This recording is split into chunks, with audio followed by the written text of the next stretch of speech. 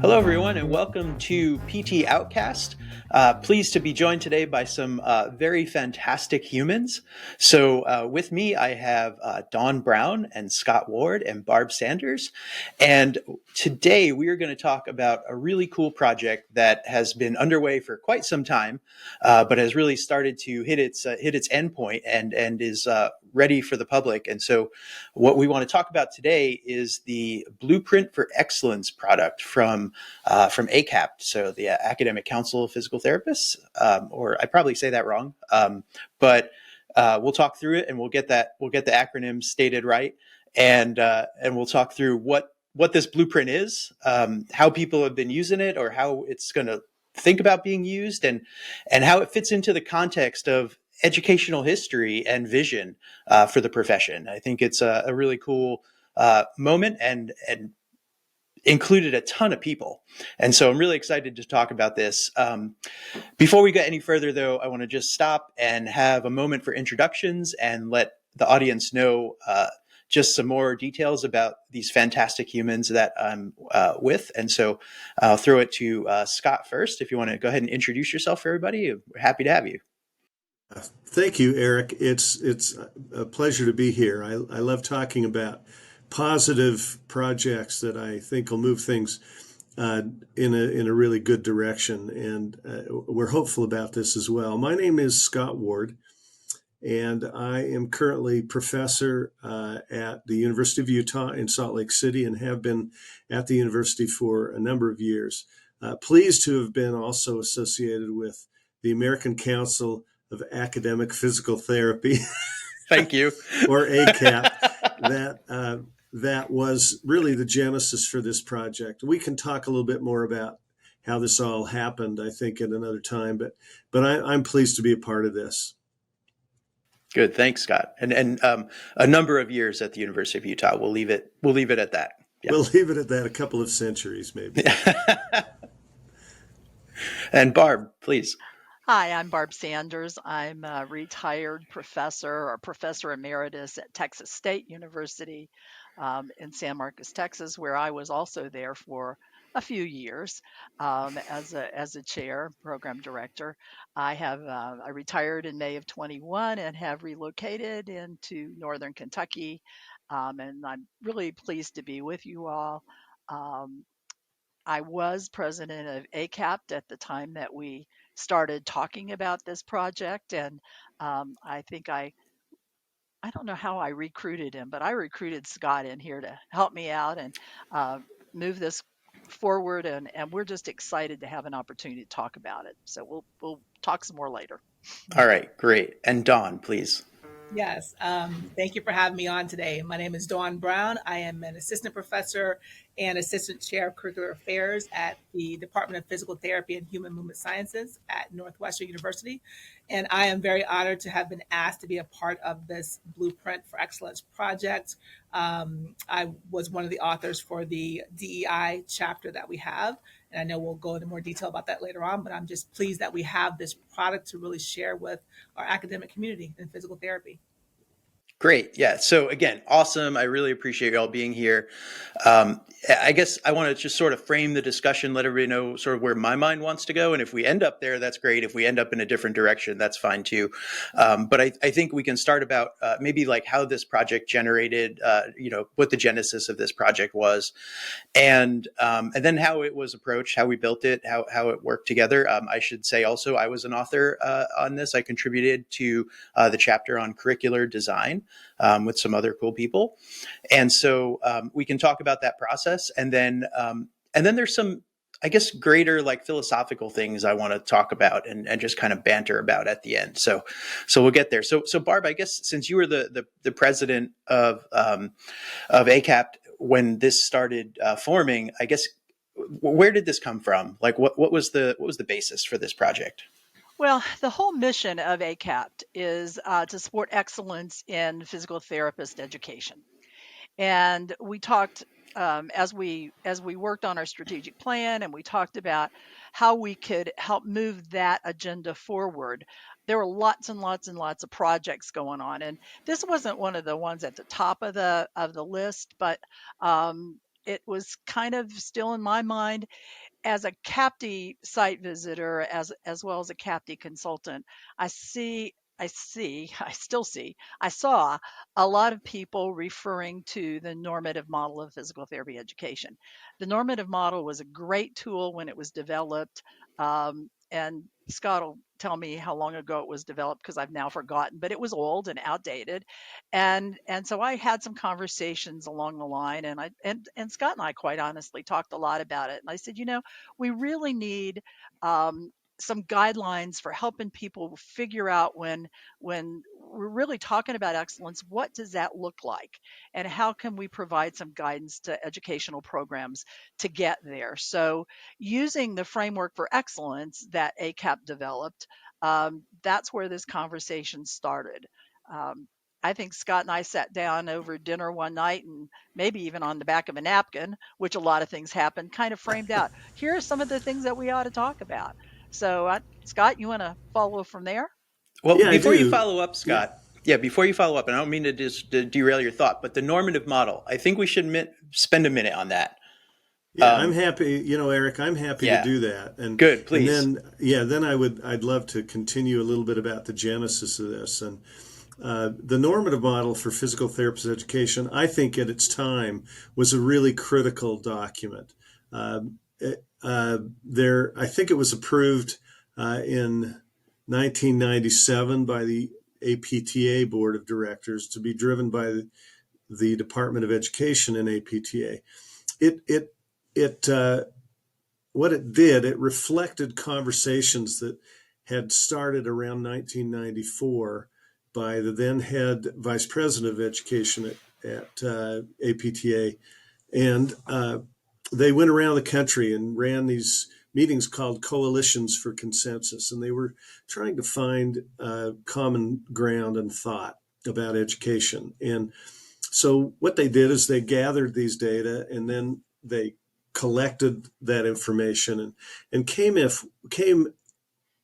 ahead with to the APTA board at that time with the proposal for a document which would become a book, which they would title a normative model of physical therapist education, and then eventually a PTA education normative model was published as well. But it expressed the perspectives, beliefs, and prerogatives and values of education. So it really, I mean, I have to tell you that when you read that document, it's historical and it should be revered because what it did is it captured people's thinking at the time and expressed those sorts of fundamentals. And then it provided a mechanism for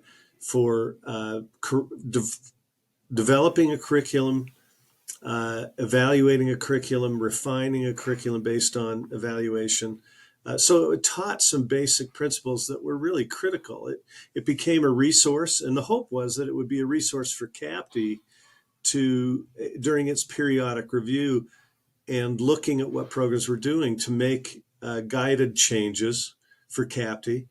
And I think it was hopeful that it would become a foundation for development of new programs, for innovation among programs, but it was mainly focused on curriculum and Hmm. curricular design. And I think one of its biggest purposes was to try to minimize risks for hypervariability in programmatic curricular offerings. So we're so good at thinking we can do everything better and think better than people who really know what they're doing, or we sometimes don't listen to history and we just repeat it. And this was really a way to, I think, decrease that variability. So I think we should honor that document. However, that being said, it was the board of directors charged the Department of Education to every 3 years modify it, update it, upgrade it.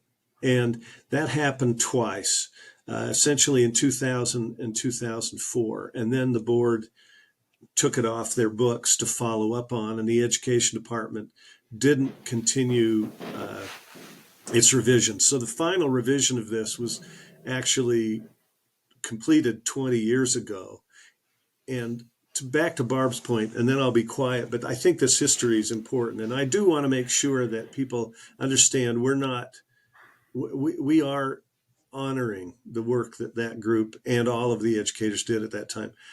But it is 20 years, and people, as I've done CAPT reviews, people are still citing it as really a major or the major reference for their curricular work. And so I would say it's time for us to move into the future and not continue to revisit that past.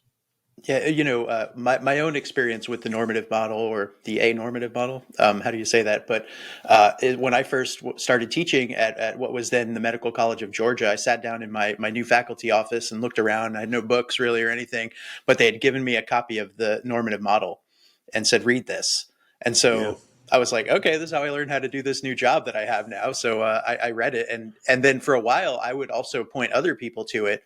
And then I had that same sense that you just described of, okay, well, how do I help new faculty learn how to do things? Because I feel a little weird pointing them to something that was last updated in 2004, right? So yeah, so really, really, it was an important book for me personally because it really helped me advance my understanding of PT education.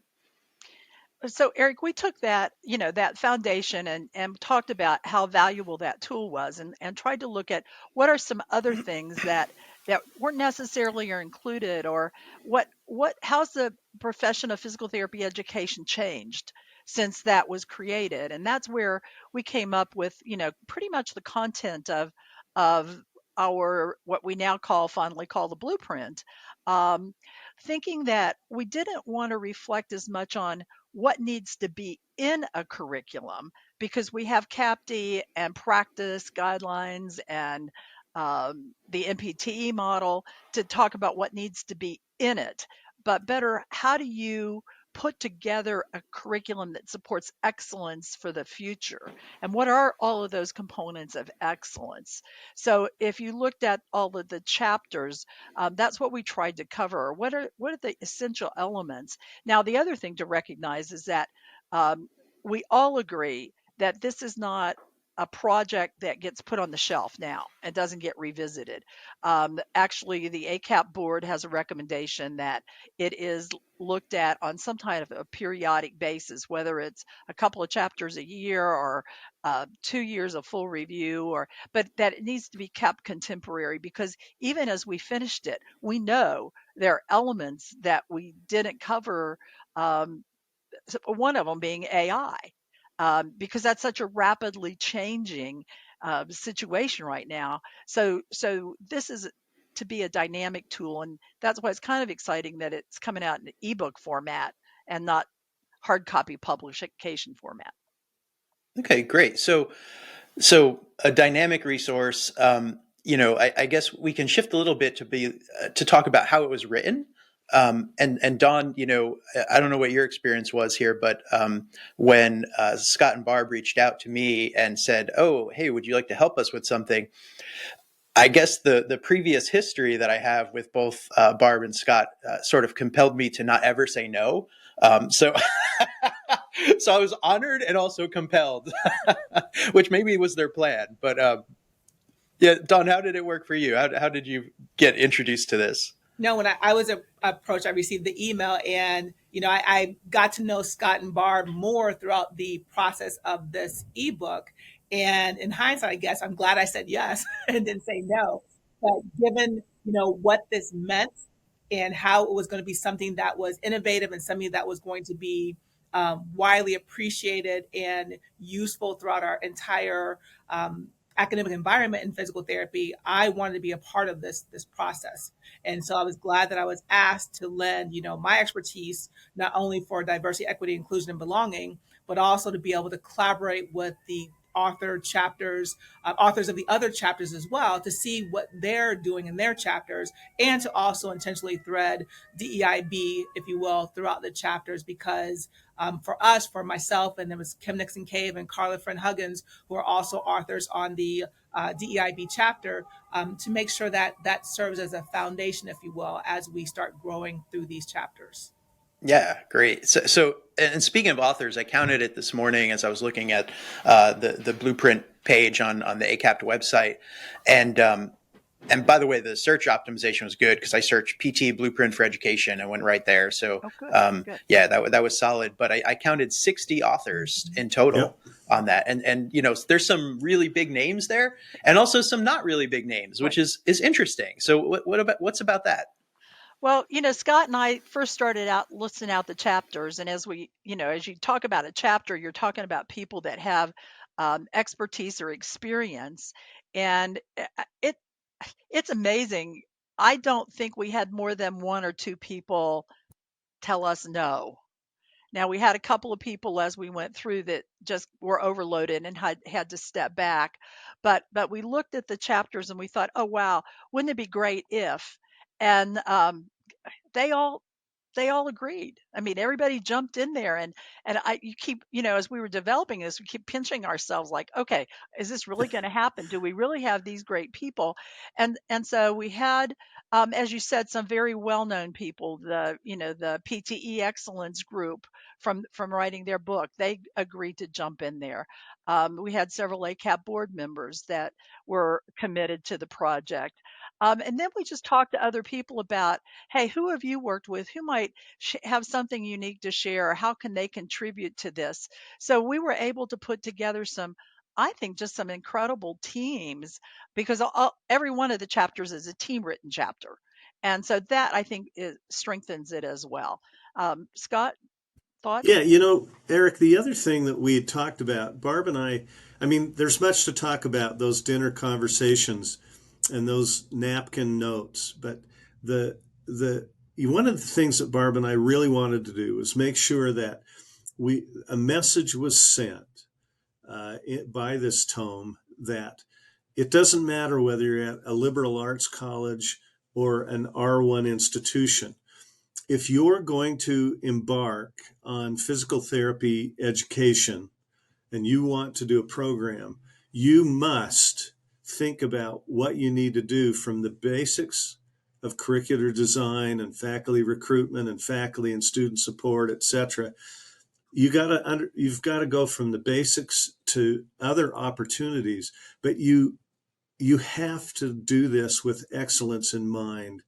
And excellence, as we know, can't be achieved at the start, and excellence is frankly never achieved. It's an aspiration that I think keeps us all going. So that being said, we wanted to find authors not just from the established programs, not from certain types of institutions, but across institutional. We wanted a variety of institutional type. We wanted different levels of experience and expertise.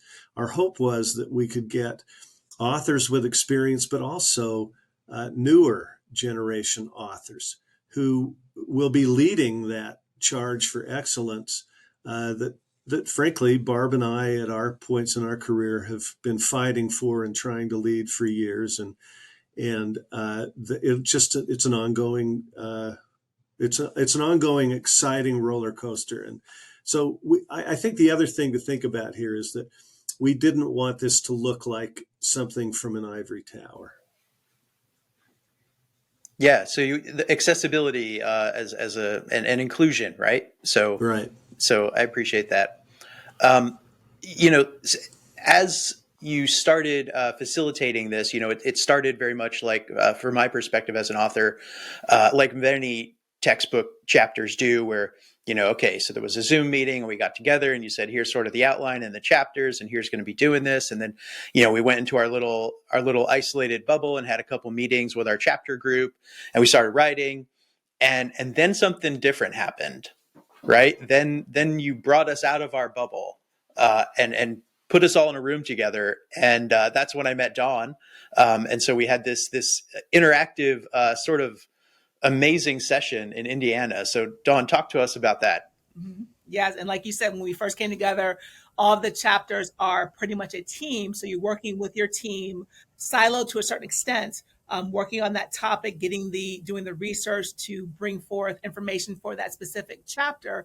And when we got to Indiana and then Indianapolis and we met, that's where you got to really see like who else is on this team. Because me, as a, I won't say I'm a relatively new person in academia because I've been in it for 10 years, but a lot of the people that are authoring the chapters I've heard of, but I've never met. And there are many people that I've never heard of and I've never met as well. And so just to be in that room to really, listen to Barb and listen to Scott, tell us the why behind this vision, and this vision now being put into fruition, and really, driving home what truly is excellence. And I like what Scott just said. Excellence is something that you're constantly trying to achieve, if you will. It's not something that's static.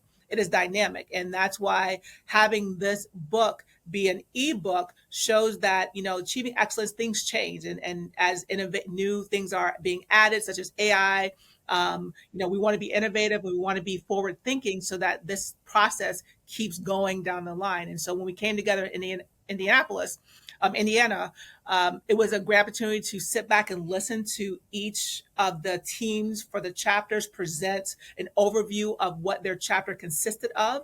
And my team did that as well. And then, our team, especially because we're talking about diversity, equity, inclusion, belonging, access, and other related constructs, we wanted to really make sure that this was something that was threaded throughout each of the other chapters. And so we're having listened to each of the authors talk about the content of their chapter, whether it be related to clinical education or curriculum.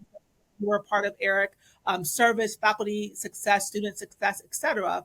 I know the team that I work with for the DEIB chapter was like, how can we, intentionally thread this through each chapter? Because we intentionally titled our chapter Diversity, Equity, Inclusion, and Belonging, the foundation for excellence in physical therapy education. Because even though it's a standalone chapter, if you will, DEIB has to be threaded throughout everything. That's from which our curriculum comes. That's how we drive our service. That's how we drive, curricular design and delivery. That's how we drive, program essentials and research, et cetera. And so it was very good that we had conversations in Indiana with each of the author chapter teams about what they're doing and how to integrate DEI. But then also when we came back, continuing the conversation via phone calls, via Zoom, via emails, to help support each other. So not just saying thread DEIB within your chapter, but hey, what's in the chapter for research and scholarship that we could pull out and potentially put into the DEI chapter, so that we're constantly building upon what's in each of the chapters in this magnificent book. So it reads, it flows. It's not like you read one chapter and it's like, wow, okay, that ended. Now I'm starting something new. There's still a succession of ideas and thoughts and actions between each chapter. Yeah, I felt like that was a moment where like your team really kind of supercharged, right? So we all got together, we presented our chapters, we heard all these things, and then after that, your team became this like really very interesting glue almost, right? That like connected with everybody and pulled them all together. And it was at that point I kind of sat back and like got this appreciation for Scott and Barb and their big plan and their mission here to get everybody integrating this content so that it was almost designed like with a universal design perspective in mind. So yeah. And Eric, I think the DEI group did the absolute best in how they read through and integrated and talked to everybody. But what came out of that Indianapolis meeting was the fact that we had other groups that found that, oh, we need to talk about this. Let's talk, let's integrate. And so I think that the unintended consequences were that we had a lot more integration. We knew we needed some, and we wanted planned redundancy. And I think it just, it came together a whole lot better than we could have ever planned. So, Scott and I'll take credit for it, but it really just was organic. It was the people that made this work. And I say that throughout this whole project, it was the people that were involved. And for some reason, the chemistry, it just happened. I mean, again, we'd like to take credit for saying, hey, we know that this team will work together well. Had no clue whether they even knew each other. And in some cases they didn't. And so, it worked. Yeah, so I'm just sort of thinking back about that and just combining some things. And how I have a short attention span, so now I'm thinking about how in Indianapolis we all went out for Italian dinner, and now I'm also thinking about how when you and Scott asked all these people to help and nobody said no, It's really starting to feel like a PT Mafia kind of moment. So yeah, I know people like, you know, And I have to admit that, Eric, I took a seat with my back to the wall and my face to the window. I saw you that way. Yeah. So that being said, I think it. We tried to do things a little differently than had been done with other books. Our hope is that we've built a team that will continue to interact outside of the book about ideas and themes. We hope that we've stimulated some people to think about, you know what, this is a great idea. If I'm editing a book, maybe I ought to get a group of authors together to do something a little differently. But also, I think what we hope is, and this happened at that very meeting you were talking about. Not only were people stimulated, I think, really by the initiation or the initiative of Dawn and her team. But as Barb said, everybody kind of got into the mix, and we're talking to other chapter authors. The thing that also happened was people started saying, "Well, have you thought about this?" Mm. Adding this chapter to the book, or have you thought about this? And Barb and I had made the decision again on a napkin somewhere, and our napkin notes were immense, but that we had made the decision this is where it was going to start. And any enthusiasm for its growth and its beyond its genesis we would be in the hands of somebody else. And so what we would say when somebody said, "Oh, well, have you thought about a chapter on, for example, what Barb said, AI or something else?" We would say, "We've thought about it, but we don't think now's the time for that. But if the time is in a year, then find a team and approach ACAPT and add a chapter." I mean, we do want this. We hope that this becomes more living and doesn't, isn't referred to in 20 years as something good that it's time to change. But we hope in 20 years it's referred to as the genesis of something that has grown into even more greatness. And so I'm sort of reading that you two are sort of as the orchestrator, the conductor. You're sort of ready to step aside and to hand that on to future conductors. Absolutely. We've made a request for the board to go ahead and appoint the second, I guess, second edition or the continuing editor. And we know that we have at least one and maybe more people coming out of writing chapters that are interested in taking on the project to move it forward. I wanted just to add that what I see this blueprint, the evolution of it, is just kind of a mirror image of what has happened with ACAPT. Looking back, that we celebrated 10 years of ACAPT, and the excitement, the enthusiasm, the participation, the drive to continue to move the organization forward. I think we see that in this project. I think it's an example of getting people involved to work towards a common goal. And as Scott said, we had lots of conversations as we were developing ACAPT about PT programs should be only in R1 institutions, or small liberal arts programs can't support PT education. Well, I think we've overcome that. We've outgrown that conversation to move us forward and know that we have room for everybody. And what we want to do as we develop physical therapy education is develop it in excellence, regardless of your mission. How can you be excellent in your mission, given your setting, your resources, your faculty, your philosophy? And so that's really what's kind of fun to see, is that this ebook should help support people moving forward. And as we know, PT education is not stagnant; it's dynamic, and so things will continue to change. And hopefully, we've put a foundation together where we can continue to have it change. And obviously, one of those changes is that Scott and I are going to step back and let another generation take it forward and make more changes, and improve it and become more excellent. Right? Yeah, that's what we hope. And Eric, the other thing I would say about this is not only what Barb said about not isolating it to certain institutions, but also to different levels of programs wherever they're at in the development continuum.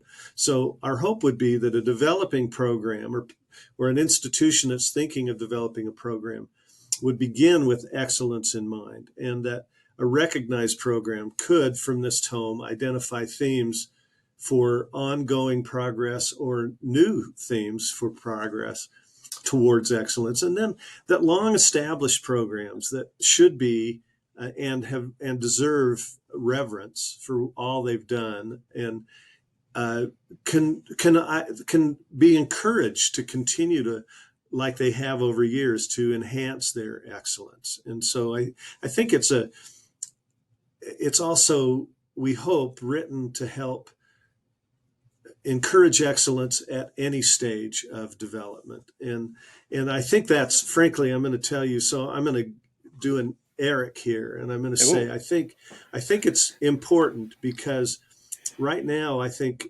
physical therapy education is threatened by people who only want to achieve the floor. Well, you've walked right into my next question. Okay, I figured as much. It was coming. And so this is my question is, you're talking about new programs and thinking about excellence, and that's the first thing they have in mind. And so, if I'm building a new program, that's not the first thing I necessarily have in mind. I'm wondering, how do I do this? What are the boxes I need to check to be an accredited program? And so, Barb, earlier you mentioned ACAPT standards. You mentioned, kind of what should be in the curriculum from like the MPTE. So what's the difference between a program achieving ACAPT standards and this resource that was made? Well, if you think about what the philosophy, I mean, CAPT uses the word excellence, but if you think about what CAPT standards are, they're a minimum level across every program, so that we know that every program that's accredited has met this certain level of standards. And we like to talk about, there are three kind of areas in here, or I like to talk about, I don't want to paint the we in here, but if we look at outcomes, we say our students have to be graduates of accredited program, and they have to pass a licensure exam. Well, the lowest level to me is a licensure exam, because that doesn't even begin to address everything we teach, but it's what common practice is. So that's one standard. The CAPT standards are another, and I think excellence then takes us up beyond that. So I think it really does have to do with philosophy and if you're starting a new program, you've got also to be worried about marketing and recruiting students. And so part of excellence has to come with, what product are you selling, and how are you going to compare across the board, or what makes you unique? And if you're unique, how do you have a conversation about what makes your uniqueness the best? So that's kind of how I would tie it all together. I don't know if that's what you were looking for, Eric, or not. Yeah, well, I was looking for your opinion. So I like it. But I'm interested in everybody's opinion about this question. I would add something to that as well, because we often say, especially if we're talking about new programs, existing programs as well, especially for the new programs, they often say begin with the end in mind. And so, yes, as a new program, you might want to be checking the boxes because one of your primary goals is to get accredited. Because once you're accredited, then you can start potentially thinking about excellence and how to retain faculty and students and staff and so on and so forth. And CAPT standards and required elements and blueprints for excellence go hand in hand. And because if you're looking for that end in mind, this blueprints for excellence ground you in the why. Like, why is this important? Why should we be thinking about a framework for excellence? Why should we be thinking about, curriculum as a whole? Why should we be thinking about DEIB? Why should we think about faculty and student success? And hopefully that provides more motivation, if you will, for you to say, okay, yes, I want to achieve CAPT accreditation, but my wanting to do this is because we're passionate about driving forth this excellence, not just doing it to check off boxes. Because if you want to be sustainable as a program, then you want to make sure that you're grounded in the why the program exists. You're grounded in the why excellence in physical therapy education is important for all invested parties and for society as a whole. So without that why, and you're checking out boxes, inevitably, whatever you're doing to begin with to get that CAPT accreditation, then the next 10-year cycle, you're scrambling to redo it because you haven't maintained Mm. it throughout. And so part of this Blueprints for Excellence is about showing, innovative ideas, innovative strategies, but how can you sustain this, even though there will be iterations of these chapters and additional chapters, but it's about sustainability. That's what excellence is as well. Like we said before, it's not static, it's dynamic. And any program, especially new programs, should be looking at how do we keep this going, not just to check off CAPT boxes. Yeah, Well, I and love that. check, Well yeah, stated. that's awesome, Don. And to follow up with what Don and Barb said, checklists are important. I mean, we all need guidance in what needs to be done to meet essential criteria, right? And so I have no argument with I mean, CAPTI exists because we need checklists. The board exam exists because there needs to be a checklist. But checklists are just that. They're not strategies. They're not futuristic. They're not plans. They don't have goals in them.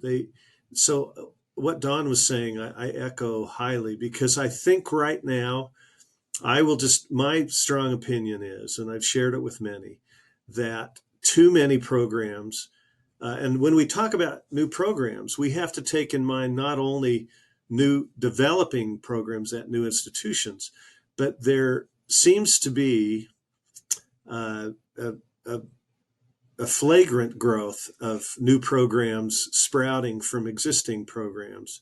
And I'm not saying that they're necessarily all bad, but what is the motivation is and what is the checklist? Because there can also be checklists.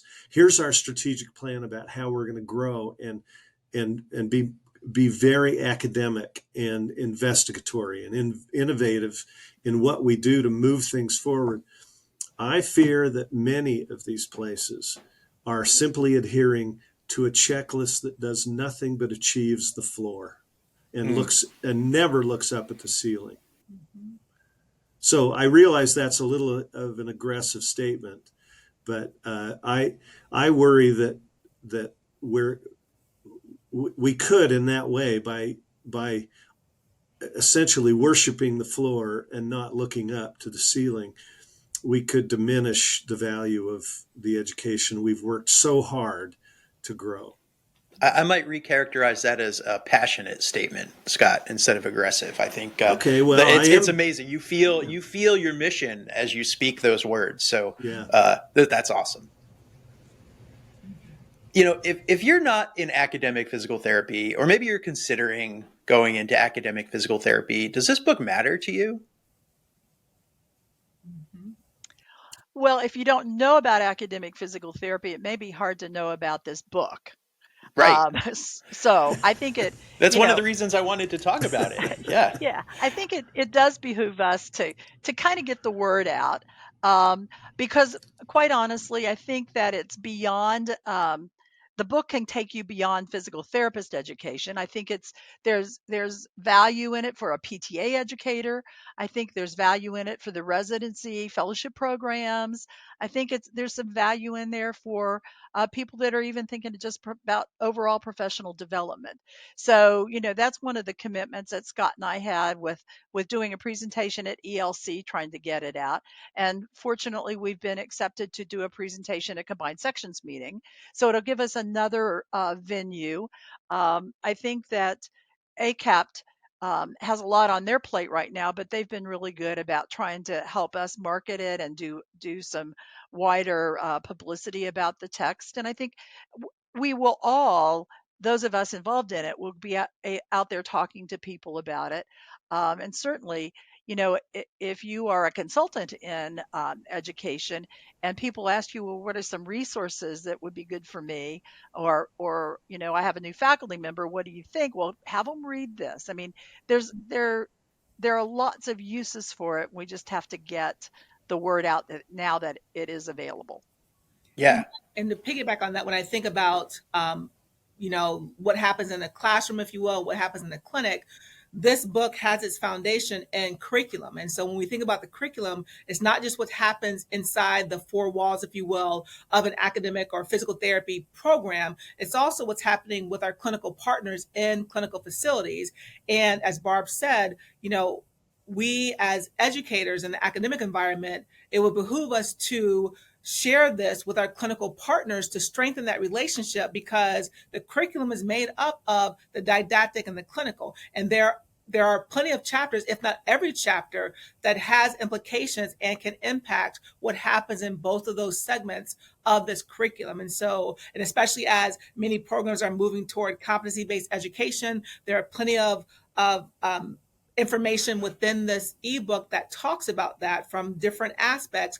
And so to be able to sit down with clinical partners and have conversations about how do we truly achieve excellence in physical therapy education, recognizing that it is not just what happens in a classroom setting.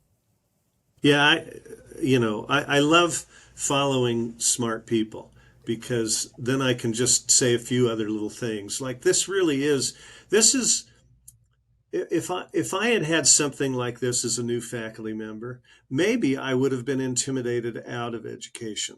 But I think I would have been excited, because I would have actually had a resource about, I mean, it goes through, the anatomy, for example, of a syllabus, and how you create objectives. I mean, it isn't just walking into a classroom and teaching and walking out as a guru or a hero. And we know that happens, but underlying all of that have to be objectives with competency goals, with outcome expectations, and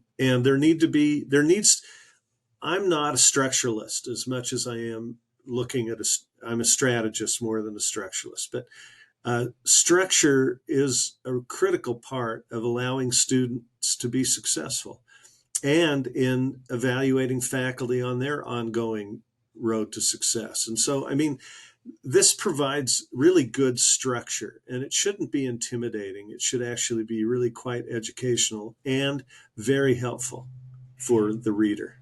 And Scott and Dawn, as you all have been talking, I've been sitting here thinking, it could even be a valuable tool as we are recruiting students into physical therapy programs, because we talk about students don't necessarily know what makes a good physical therapy program. Well, if it's out there and available, it's not a hard book to read. Let's put it that way. You can go in and jump in and read and learn something. It might even be a good tool for students that are looking for, what should I look for in a PT program? Because it does talk about excellence and ways that we support students and faculty and all the extracurricular kinds of things. So, I was just sitting here thinking, that's another possible use of it that we haven't even talked about. Yeah, and we do support the excellence framework from ACAPT, and Yeah. there's a chapter that specifically talks about that framework and why that's important to PT education. It's obviously rooted in PT education, but I always think like good education and good educators are a little bit agnostic in terms of their subject area, right? So good teaching practice is good teaching practice, right? So I think there is some applicability that goes beyond PT too, which is kind of interesting. So we learned at ELC there was people from the American Medical Association teaching us about teaching, and maybe this goes back the other direction too, and helps other professions also. So, all right. Well, so I'm excited that you'll be at Combined Sections meeting in Houston, right? So you'll Right. present about that. Dawn, will you be there? Are you going to show up at the session too? I will be at the session with you all. All right, good. And maybe a unicorn or two. I see that. Yeah, I know. We get on video. You learn some things about people. I'm the unicorn person. Everyone knows that when they see me present. Yeah, this is great. So good. So I guess let's just end. What's coming up next for you? Anything going on in your life that you want to tell people about? As my dogs are flapping their ears 100 times. Scott, what are you working on? Intriguingly enough, I'm working at trying not to continue to fail at retirement. Yeah. Well, good luck. Yeah, thank you. I Yeah, think you have a poor prognosis, but but I've always learned that I learn a lot from failure, so I continue to learn right now. yes. Well, first off, might be to take Barb's hint and maybe not be in your office, but okay. Yeah. Yeah. So, Well, I will tell you that was a good lesson to learn is to move away from the office. So, your only office is your home office that's surrounded by all kinds of other things you like to do. So, you can't get too focused on working. But, Mhm. I think those of us that have a passion for physical therapy and have a passion for the future, it's really hard to completely step back. So, I'm excited to continue to do some consulting in physical therapy education and continue to work with CAPT, making site visits and having input into the ongoing improvement of the accreditation process. And as Scott says, we aren't going to completely be successful in this retirement, but that's okay because that's who we are and what we've done for so long that it's just not a quality of life without that set of colleagues, friends, and challenges that we have. So Well, and it's made such a difference in my life that I hope to, through just like Barb said, ongoing work with CAPTI visits and consultations, et cetera, to continue to help people understand that it can be the same joy for them. Mhm. nice. Dawn, what's coming up next for you? The next for me, besides growing my collection of unicorns, um, working toward promotion. But a couple things that kind of parallel what this whole ebook is about for Blueprints is working on my line of research is leadership development and faculty development. Again, always through the lens of DEI. So I have a couple of projects coming down the pathway with regards to development of new faculty and the motivations of clinicians to become new faculty. And then also, as I believe Barb and Scott talked about before, as I assisted with writing the DEI B chapter for this book, there's a lot of things that are coming around or being discussed about these anti-DEI laws. And I know that's something that we didn't really address in this chapter. And in hindsight, it's kind of like, now that's very relevant. I presented several things at ELC about anti-DEI laws. And so I have a publication and revision right now that's talking about how physical therapy programs can address this. And perhaps as we go through the next iteration of this book, that will be something that will be included in this chapter, in the DEI chapter, if not in many other chapters. great. Yeah, great. I think that's really timely. Yeah, absolutely. All right. Well, we've gone about 45 minutes or so. I think let's wrap this up. I really appreciate the conversation. I hope this helped shed some light on the ebook. I hope you all enjoyed my dog barking. This is purely a product of daylight savings time because it's his food time, but it's not his food time. So he's very confused. So apologies, but also that's part of my dog. So I warned everybody in the intro episode the dogs are going to be making appearances, and they were here today. But anyway, thank you so much. So much gratitude to all three of you for joining me and for having this conversation. And we'll talk next time. Thank Thanks, you, Eric. Eric.